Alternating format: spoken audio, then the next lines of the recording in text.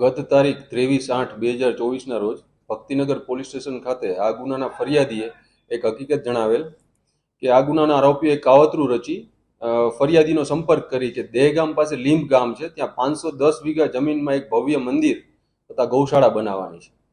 તેની માટે આ આરોપીઓએ એવું કીધું ફરિયાદીને કે જો અમે ડાયરેક્ટ ખેડૂતો પાસે જશું તો વધારે ભાવ લેશે, જેથી કરીને તમે આ જમીનનો સોદો કરી આપો.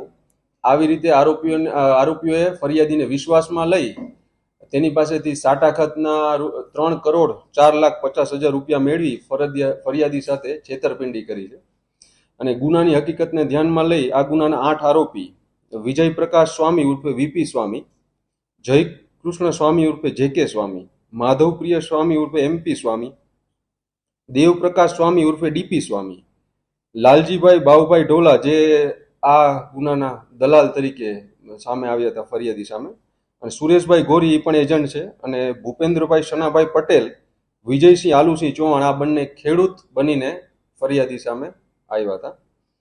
તમામ આ 8 આરોપીઓ વિરુદ્ધ આઈપીસી કલમ 406, 409, 420, 120B હેઠળ દાખલ કરી વધુ તપાસ તજવીજ ચાલુ છે. હાલ આ તમામ આરોપીઓ નાસ્તા ફરતા છે, તેમને પકડવા માટેની તપાસ તજવીજ ચાલુમાં છે. આ આરોપીઓ વિરુદ્ધ ગુજરાતના અલગ અલગ પોસ્ટમાં કુલ 8 જેવા આ જ પ્રકારના ગુના નોંધાયા. અમદાવાદ ગ્રામ્ય કે એક અમદાવાદ ગ્રામ્યમાં છે, પછી નારણપુરા પોલીસ સ્ટેશન છે, સુરત શહેર વરાછા પોલીસ સ્ટેશનમાં, નડિયાદ ટાઉન પોલીસ સ્ટેશનમાં, પછી સુરત શહેરમાં પછી બીજા 2 ગુના છે, પછી આણંદ ટાઉન પોલીસ સ્ટેશનમાં, નડિયાદ ટાઉન પોલીસ સ્ટેશનમાં આ પ્રકારે અલગ અલગ 8 ગુના નોંધાયા.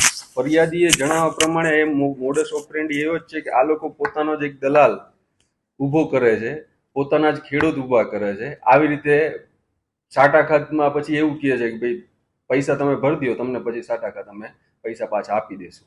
આ આરોપીઓને પકડવા માટેની જુનાગઢ તથા ગુજરાતના અલગ અલગ જિલ્લાઓમાં અમે અલગ અલગ ક્રાઇમ બ્રાન્ચ EOWની ટીમો તપાસ તજવીજ ચાલુમાં છે. એ બાબત ઉપર વધુ તપાસ તજવીજ હજુ ચાલુ.